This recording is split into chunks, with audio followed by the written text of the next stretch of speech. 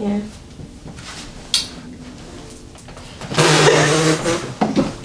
Jeez. Be serious now.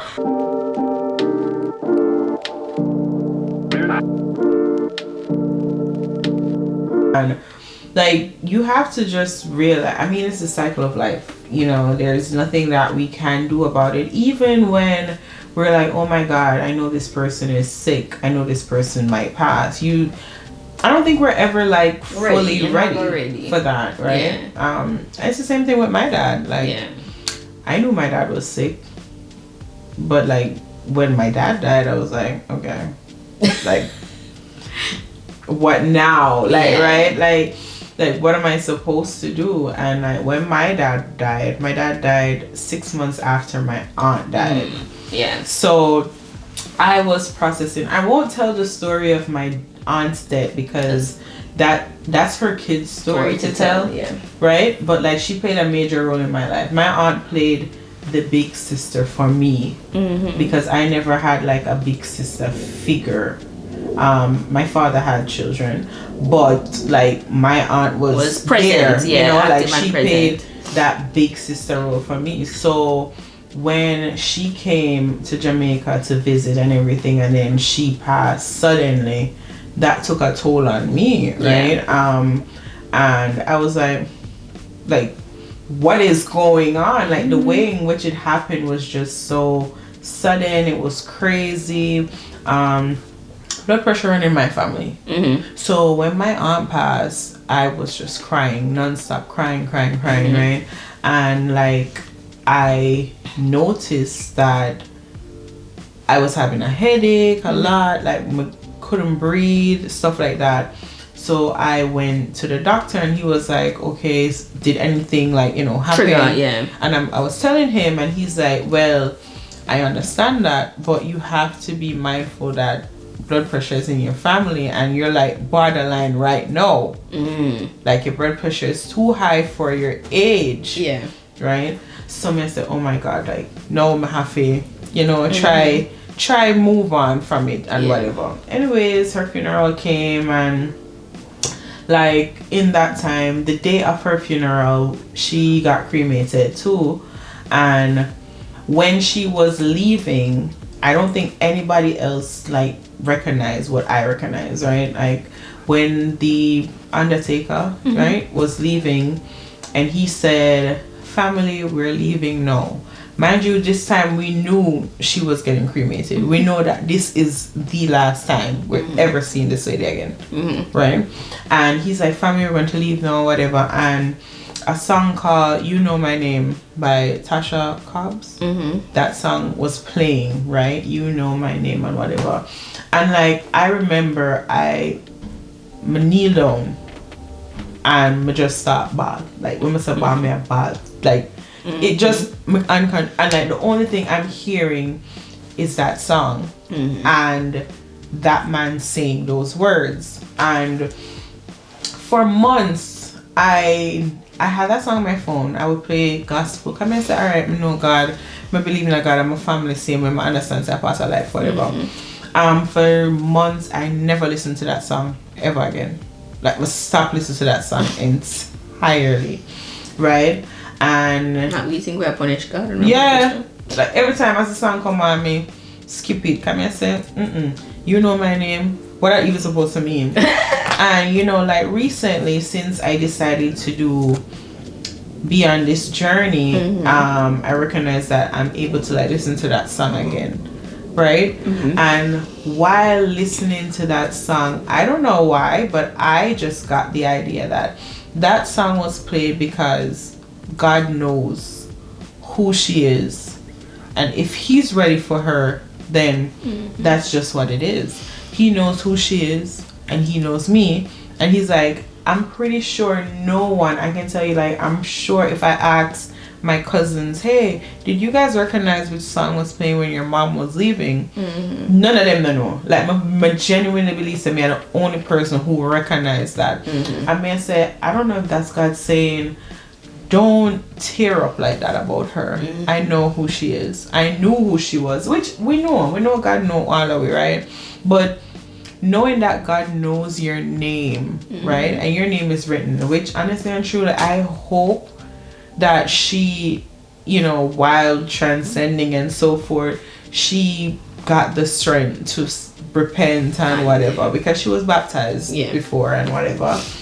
I hope, you know, when the time is right, we'll know. Right? Because, you know, you genuinely, I don't know what people do in their everyday lives. Like, you can come on to me, hey, I'm for God, and then you're living a whole different life. We were talking about that, what, 6 out of the 10 commandments are commandments that you can see exactly, and be like, okay, like this person honoring them mother and father, them not thief, them not lie or whatever, but the other 4 is things that are internal, like, definitely, you know, and God know that. So at this point I'm like, okay, you know her name, I get all of that to you. And then like 6 months after that, when I'm like, okay, me not alright, but I'm better, right? 6 months after that, the January, my dad passed, right? But with my dad, like 2 years prior to my dad's passing, we found out that he was sick, right? And like with my father now, he came here to the States to visit my sister at that time. She's still my sister. Anyways, my sister, she came to like visit. I was here too with my mom. And he was staying with her. And he went to the doctor and everything, only to find out that his heart was beating half the rate that it's supposed to be beating. Right? So if it's supposed to be like... Oh, I can tell you guys. I'm an EKG technician. So the average heart rate is anywhere between 60 to 100 beats per minute. 60 is on the lower side. So if it's not beating even at 60, you know what I said? It's at 30. 30 the lowest. 30 to 50. That's what it's... So it's generally below, right? That's how his heart was beating half the amount. And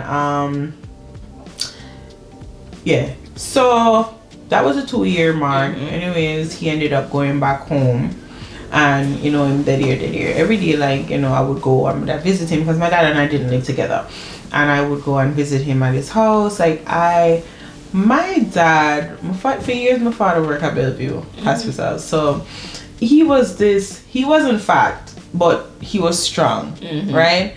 And like vibrant, fun, love child. When we used to see the video, them, I said, oh my gosh. Like everybody know when you hear about Ebert, like Madman Run when them hear the name Ebert. That's how serious he was, right? So he was always someone who upbeat, out in the boring. My father not stay home. Right now my mother the boring one. I'm here to like my dad, right? Like he might go out, them times they used to have something named Anakin Star Time. And if you see my gosh. Like he would have went to stuff like that. That was his type of thing, right? And seeing him within those 2 years go from that to where he was, he got thinner, like he got thinner, small, him get darker, like him foot them would have swell up because of everything. He's walking, you know, shortness of breath. He might feel walk and like stop, and that's not him. He might feel like stop drive, you know. My dad don't sleep. He don't sleep at night time. Like, I see when I go to my father's house, like my father wake up 8 o'clock and by like 10 o'clock him gone nap. I'm like, what was it? It wasn't like, what? Get tired? You know, like, and seeing him just deteriorate in front of my face, like, I don't speak much about anything, you know. I'm just like go. I mean, I always try to like be happy and fun, and like my dad, even though he was ill, he still never spoke about it. Right? Like one day, like I remember we were there talking, but he came over my house. I made him talk, and I say, Daddy, like if nothing happened, like what you want, whatever. And like he would look at me and say, what happened? I'm like, what do you mean? And like, you know, like I always tried having like these type of like serious conversations, and he's like, yeah, worry about the wrong thing. Like, you know, like he was never someone who you could have said, all right, like if you bury, you want cremate, and then like he was like, well, if you're gonna bury, make sure you have 2 women there beside him. I'm like, oh my god, be serious. What is wrong with this man? But like, even though I knew he felt the difference like in his body, what come from him more that not change, the more no weak out, the more powerful say. he tried to be like vibrant up till like the last minute, right? And like at first, like, I used to just get really upset that he's not taking anything seriously, right? But then like after a while I realized like that was his way of coping. Yeah. He's like, I'm like, me I see the changes. And me I said, but if me I see it, he's seeing it too. Yeah. And I know he's like looking into the mirror and he's like, this is not even me. Like I'm a whole different person now, right? And like me used to just try my best to like go over there, spend as much time as I could with him and all of them look at something and like if him come and I'm gonna say, Phil, you know, say I want some money or Phil, me have money for you. Like me say, much money I for give me that day. And like me tell him say, me have $10,000 for come for you, come meet me at town. By the time I reach my father reach $5,000.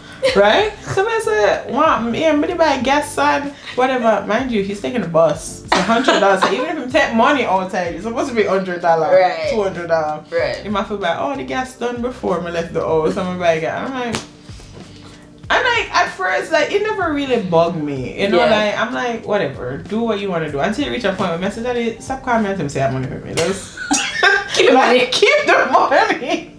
Like I don't want your money. Like keep your money and I'll give you money because you need money. You want money more than me, right? And like I remember, like my dad died the Monday. I remember before we even reached the week that he passed in January. In the November, I went over there and I realized I can really like short up bread. I said, Daddy, this don't sound good, right? I'm gonna take him to Heart Trust in Jamaica, and they did an EKG. They were like, oh, $20,000 for the EKG. Like, I'm essentially if you're there in Jamaica and you don't have any money and you reach in a situation like this, you're gonna die. Listen. And I'm like, unless you have like the grace of God and there is some miraculous favor ask for favor in Jamaica, please ask for favor anywhere, right? Anywhere, but like healthcare in Jamaica is so expensive. It's like, girl, they set you up to die, girl, right?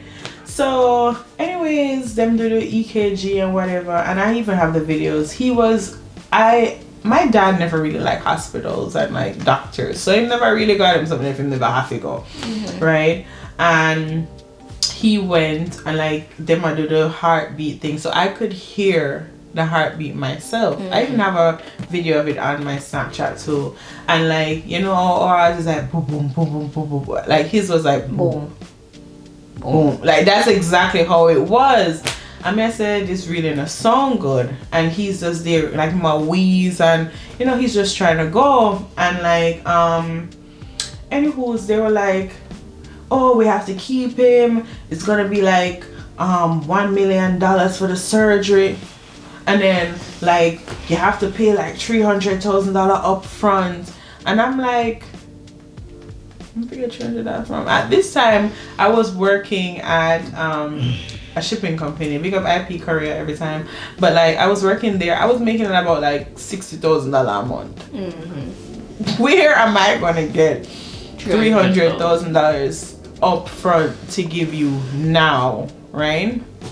I'm like, even if I say, all right then, come back, oh no, I'm giving a no, like you guys don't have like a payment plan that I can pay you little. They're like, oh no, we don't offer that right now, you have to pay me that upfront now and whatever. So like he heard and he was like, you know what, forget this, me come get me yard. Like, so they were like, oh well, he has to sign this paper that, you know, if he leaves here, like he's aware of the consequences, like if he Yeah. goes, right? So he's like, give me paper, I'm signing. And like in all of this, like, I still like, cause I was at the time, like, me and my sister used to talk. I was calling her. I might go back and forth. I might say like, what are we gonna do, whatever. And like, me I tell her, I say, oh, daddy, I say, oh, man, go home. Like, make him go home. And like, she'll say, if he want go home, like, where we gonna get that money from right now and whatever. And I may say no, whatever. And me carry him. We end up take one coaster, go up to halfway tree, and I remember like if I go on the bus, because I used to take the 3 bus, number 3 bus, going to Portmore, so, and like the bus, me never take bus to go to Portmore in the center before. Okay. So me never really understand how it works. So there was like a long line, right? I mean, we did go buy food first, and like there was a long line for the bus, right? And the bus driver, for some reason, like, he drove off and left all of the people in the line. And then come stop right in front of me. But the bus never said 3. So then I said, why you stop right there, so?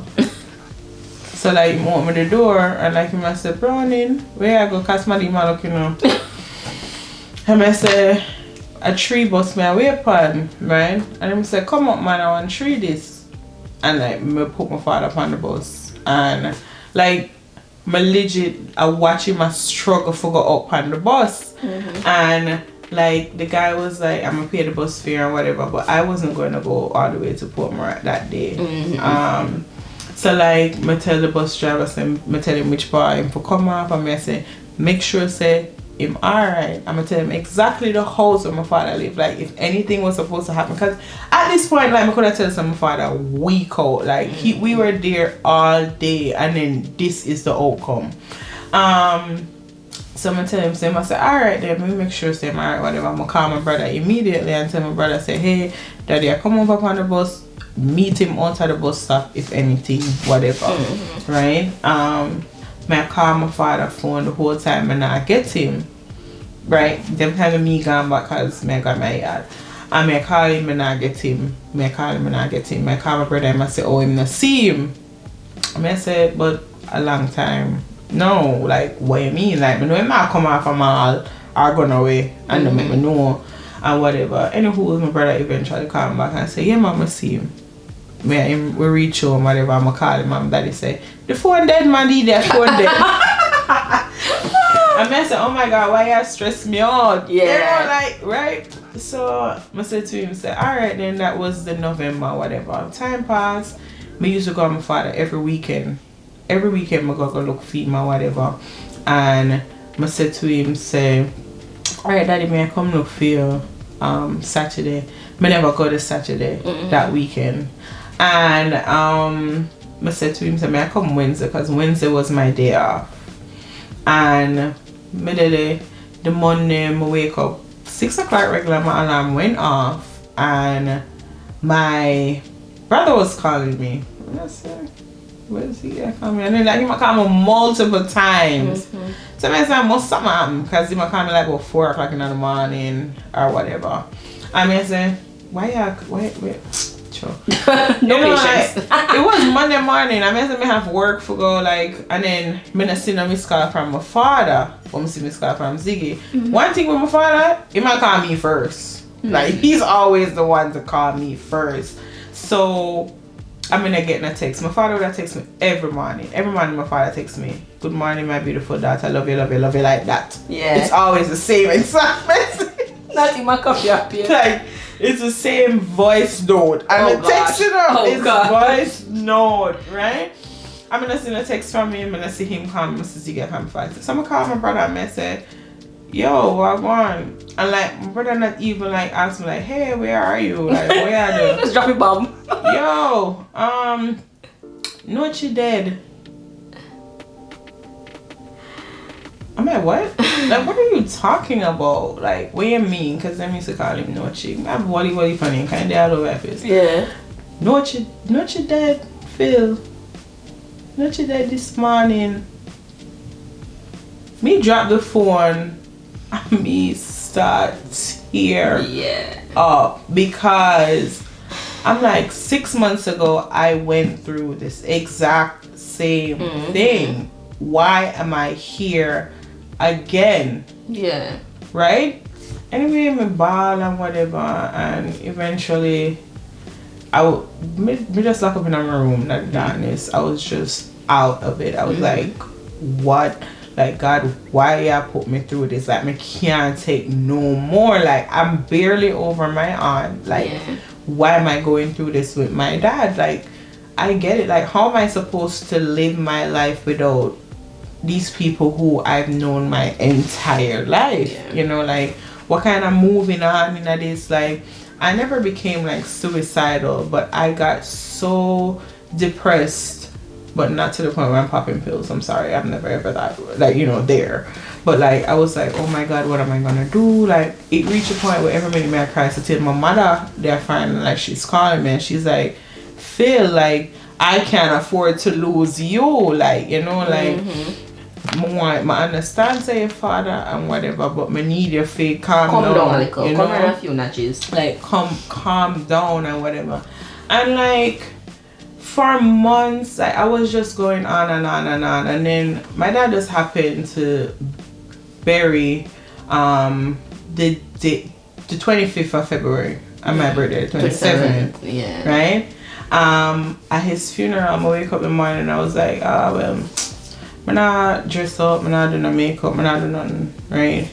And like, I just got this strength out of nowhere, like, to just, you know, do my makeup same way, put myself together, dress nice. Cause I said, like, I see my father go whole heap of funeral and he never yet just slapdash, you know, like, and he wouldn't want me to do that, right? So I put myself together. I went to the funeral. For the entire funeral, I stood up at the door. I didn't go in to look at him or anything. So when my sister came, the undertaker guy, who just happened to name Ibert as well, he said to me, my aunt came to me, my auntie was dead serious. She come and she said to me, say, Phil, I really your father that in this. So I said, and she said, he just looks like he's sleeping. Right? And I was like, okay. All this time, me I avoid look on him myself, right? Because, mind you, he died at home, never see him, no nothing. So, anyway, my sister come and the undertaker guy say, oh, you can go look on him. So I said, no, like, I'm good. And like, he must say, no, I better you get it out of the way before, like, everybody start coming. You know, like, go look and whatever. And anyway, I did it and I said, no man, I'm good, you know. And I said, no man, come me walk with you, go up there, go look. And so my sister go first, and I guess she, you know, me see when she look away, when she look at him or whatever. And then me take up my enough self, say, alright then. He said look or whatever.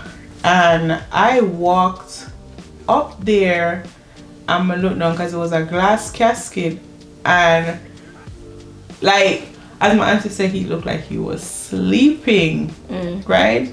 And like, my legit touched the casket, and like, me I said, only thing I remember myself I said was like, I said, Daddy, like, there's no time my father not answer me. Like, I've never called my dad and he didn't answer. Like, I could be in Iran, you know, like when you watch Taken, and the girl called, he's gonna come and find me no matter what. And like, I said those exact words, and I look at my father and I say,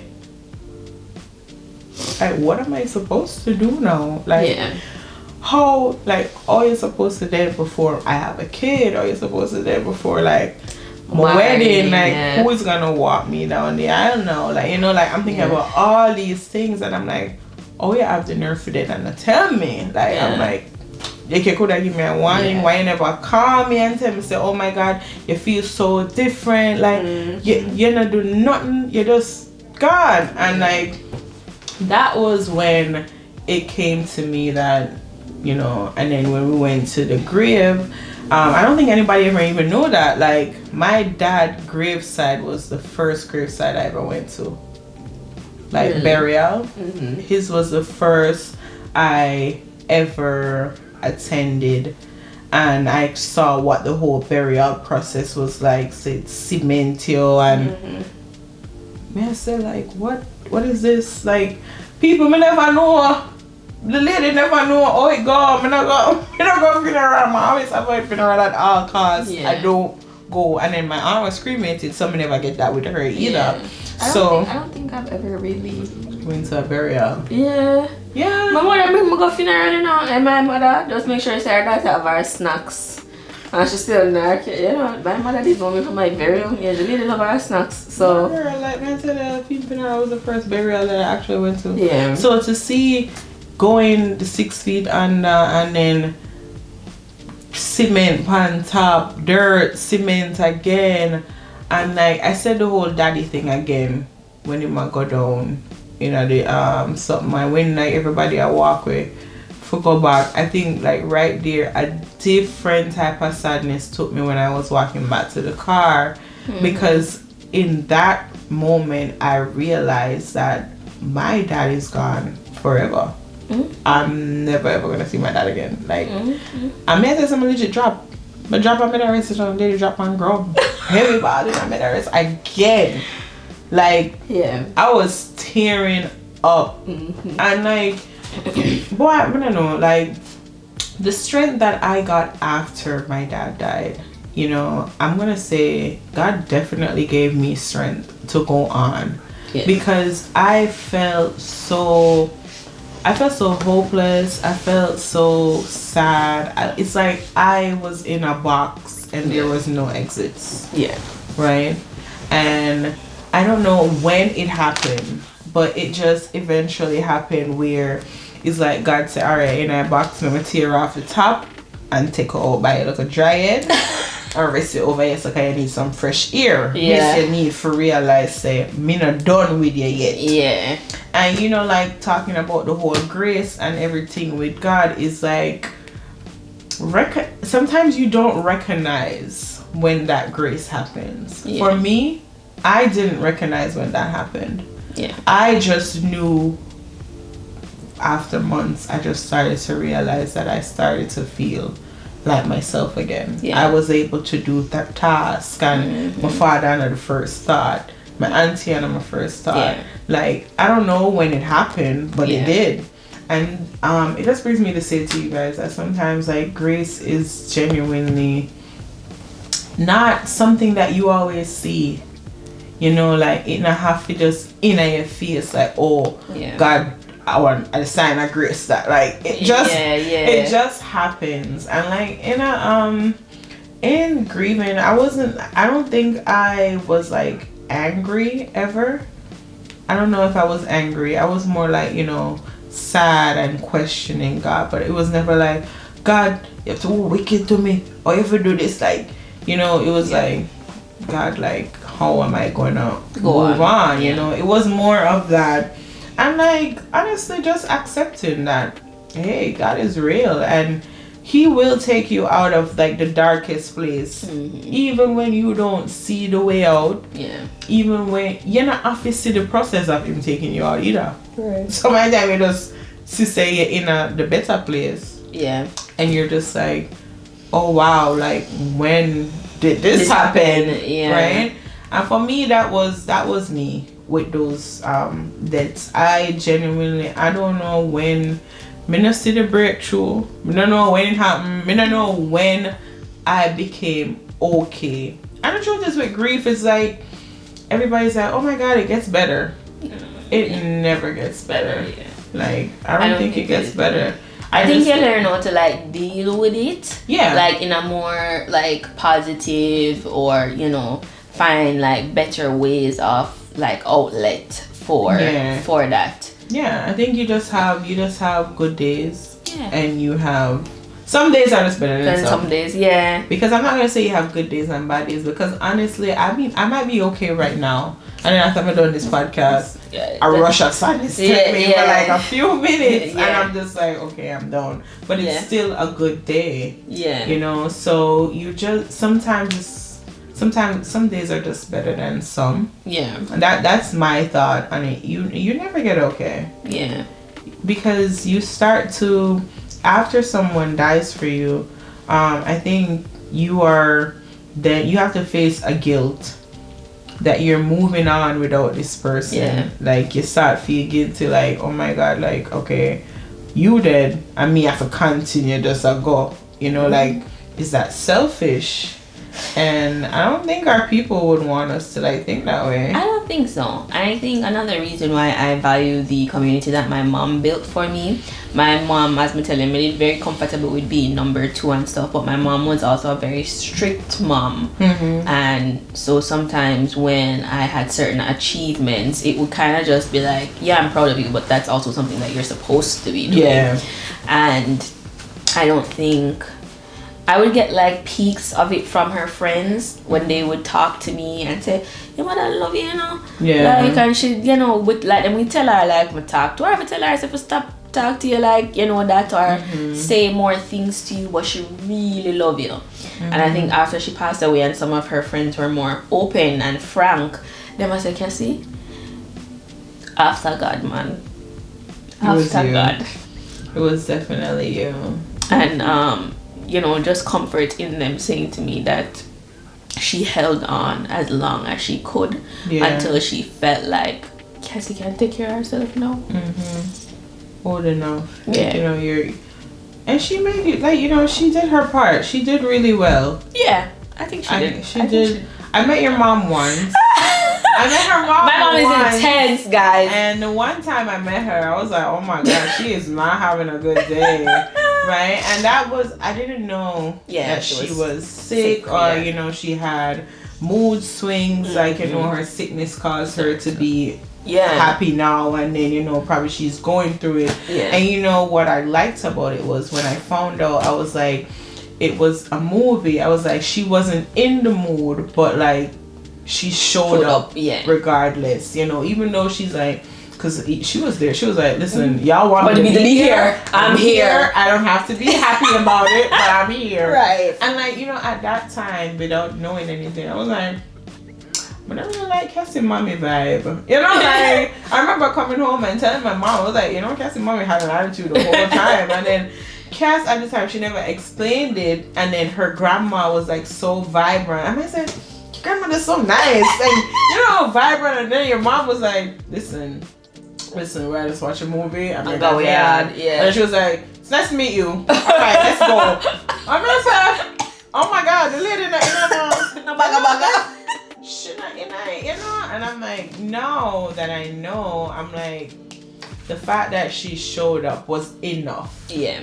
And I get it. Some days you're not. I didn't know what she was going through. Yeah. I still don't even understand what she was going through. But she just thought that, you know, she wants me to be here. I'm going to be here, and that works. You know, sometimes you just have to.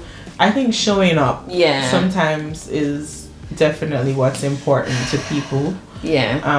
And that's all she wanted to do. She don't really care if you're happy, so she's here. She's just like, you asked me to be here, I'm here. Yeah, that was her best day. And like, for me, the only thing about it is I'm sad that was the only time I met her. Yeah. I never got to, like, you know, interact with her otherwise. So that was the only impression I had of her. But then, you know, seeing your interactions with her and, you know, how you speak about her, I'm like, well, I guess Tam was just not in the mood. Yeah. You know, she was just not in the mood, and that's okay. You know, that's okay. And guys, honestly, grief, that is us speaking about like grief, like death of someone. Yeah. Grief does not, as I said, it's like a major loss, right? Yeah. It does not have to be of someone, right? It can be something, it can be somewhere, it can be a relationship that you thought was going to go a certain way, but no, it's not going a certain way. It can be a vision that you had for your life and it's not going that way, or, you know, you wanted a particular outcome for something and it didn't happen that way. As we said, like, God's grace is not just, I'm gonna give you a reward every single time. It's not always the shiny object in the end. Sometimes it means no. Sometimes it means, sometimes God graces, no, that's what you want, that's Listen. not what I want. Listen, I want a song with my grace is sufficient for you. Agree? If it's a song? I don't know Yeah, that song. my Probably. grace is sufficient for you. Listen, the man say, my grace is enough. Yeah. Sit down. Yeah. It really